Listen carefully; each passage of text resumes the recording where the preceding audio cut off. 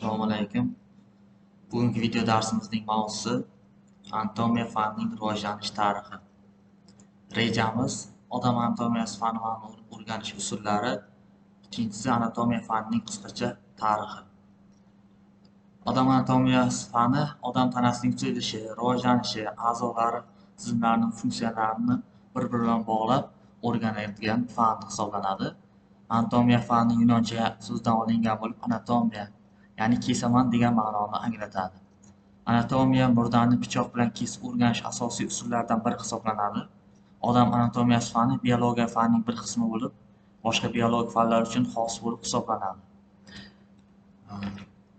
Odam anatomiyasi fani shart ravishda bir nechta tizimlarga ajratib o'rganiladi. Bular birinchisi ichki sekresiya bezlari haqidagi ta'limot, bu endokrinologiya, ikkinchisi suyaklar haqidagi ta'limot, osteologiya, uchinchisi sezgi a'zolar haqidagi ta'limot, esteziologiya, to'rtinchisi bo'g'imlar haqidagi ta'limot, bu arteriologiya, nerv tizimi ta'limoti, nevrologiya, muskullar ta'limoti, miologiya, ichki a'zolar haqidagi ta'limot, bu spanxinologiya va yurak qon tomirlari limfa tizimi ta'limoti, bu angiologiya fani demak o'rganadi.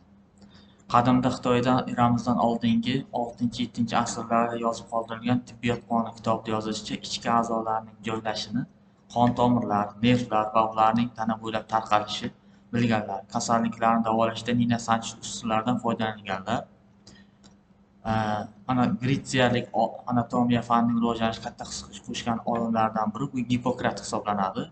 Bu qadimiy Gretsiyada anatomiya fanining rivojlanishiga katta hissa qo'shgan va tabiatshunos otasi hisoblanadi. Odam tanasi tuzilishi har tomonlama chuqur o'rgangan.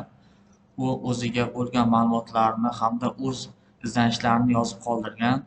Kitoblarda sikil suyaklarining kalla suyaklari, umurtqa, qovurg'alar va qo'l oyoq suyaklari bilan birga ko'z, bo'g'imlar, muskullar va yirik tomirlar tuzilishi haqidagi ma'lumotlarni demak aytib o'tib ketgan.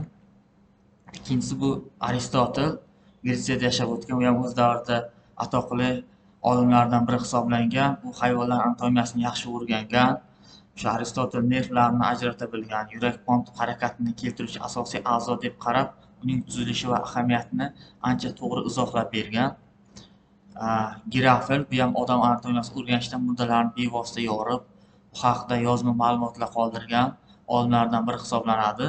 Bu bosh miya tuzilishiga ahamiyat berib, uni tafakkur a'zosi deb yozib qoldirgan. U birinchi bo'lib o'sha sezuvchi va harakatlanish nervlarini farqlab bergan olimlardan biri hisoblanadi. Shu bilan birga ko'z sohasi va uning pardalarida 12 barmoqli ichak ustida izlanishlar olib borgan. Yurak, bundan tashqari yurakning tuzilishini ham demak o'rgangan olimlardan biri hisoblanadi. Herazistrat bu uning fikricha arteriyalarda havo emas, balki qon oqishini aytib o'tib ketgan. U qonning o'pkalarida yurak chap bo'lmasdan so'ngra qorinchalarga quyilishi, keyin esa aorta va arteriyalar orqali organizmga tarqalishini ko'rsatib bergan. Klavdiy Galen tabiatshunoslikda o'z davrining yirik namunalaridan biri hisoblangan. Anatomiyaga oid hamma ma'lumotlarni hayvonlar tanasini tekshirgan, shuning uchun ham uning xatolari ko'p bo'lgan, chunki u dinning fan rivojlanishiga to'sqinlik qilish natijasida odam murdasini yorib o'rgana olmagan, odam anatomiyasi hayvonlardan olgan dalillar asosida ta'riflagan. O'rta asrlarda biz bilamizki, o'zimizda yashab o'tgan Abu Ali ibn Sino o'rta asrlarda ulug' olim hisoblangan. Ya'ni mana shu O'rta Osiyoda yashab o'tgan olimlardan biri hisoblanib, bu o'rta asrning ulug' namoyandalaridan biri hisoblanib, ko'pincha butun dunyoda mashhur bo'lgan ko'plab olimlar mana shuning qilgan ishlari natijasida ko'plab ishlarni amalga oshirgan. Buning o'sha 100 dan ortiq asarlari bo'lib, ulardan 58 tasi falsafa, 20 tasi tibbiyotga, 11 tasi astronomiyaga, ximiya, fizika va botanika fanlariga asoslangan. Uning asosiy asarlaridan biri bu tib qonunlari nomli qomusiy asari 5 jilddan tashkil topgan bo'lib, ular orqali Ibn Sino ayniqsa tibbiyot sohasini butun dunyoga mashhur qilgan. Montedolizio bu venetsiyalik olim bo'lib, u ikkita ayol murdasini yorib o'rganib, o'ziga yiqqan ma'lumotlar asosida anatomiya darsligini yozib qoldirgan. Keyingisi Andrey Vizali bu tasviriy anatomiya asoschilaridan murdani bevosita yorib o'rgangan. Odam tanasi qanday tuzilgan bo'lsa, shunday izohlab bergan. Bu William Garvey bu Olimimiz qon aylanishini o'rganishga ulkan hissa qo'shgan, ya'ni ayniqsa qon aylanishimizga doir umumlashtirib, ya'ni hayvonlarda yurak va qon harakati to'g'risidagi anatomik tekshirishlar nomli ilmiy asar yozgan. Miguel Servet bu ispaniyalik olim birinchi bo'lib yurakning o'ng qonichidan boshlab chap qorin bo'lmachasigacha bo'lgan kichik qon aylash doirasini, ya'ni qon o'pkada juda mayda tomirlar orqali, vena tomirlar orqali o'tadi degan taxminni yozib qoldirgan olimlardan biri hisoblanadi. Bu Estaxi, ya'ni tishlar, ayru va eshituv a'zolarini o'rgangan olim hisoblanadi. Bundan tashqari Shen birinchi bo'lib anatomiyani qo'llangan rus tilidagi atamalarni ishlab chiqqan. Shumlyanskiy bu buyrakning suzilishini o'rgangan. Wolf Lomonosov tomonidan tashkil etilgan Rossiya akademiyasining a'zosi yaratish nazariyasi nomli ilmiy asarini demak birinchi bo'lib yozgan. Bundan tashqari Ber, ya'ni birinchi bo'lib tuxum hujayrani demak murakkab tuzilishga tasvirga ega ekanligini demak o'rgangan olimlardan biri hisoblanadi. Shivan bu hayvon va o'simliklar tuzilishi, o'zaro o'xshashlikni mikroskop ostida tekshirib ko'rgan olimlardan biri hisoblanadi.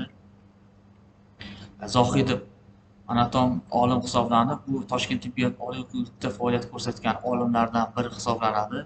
Bu o'sha odam anatomiya darsini nashr ettirgan birinchi bo'lib 1970-yilda. Galimov bundan tashqari topograf anatomiya, jarroh tibbiyot fanlari doktori bo'lib, me'da xronografiyasining modeli va morfologiyasi ustida tadqiq ishlarini olib borgan olimlardan biri hisoblanadi.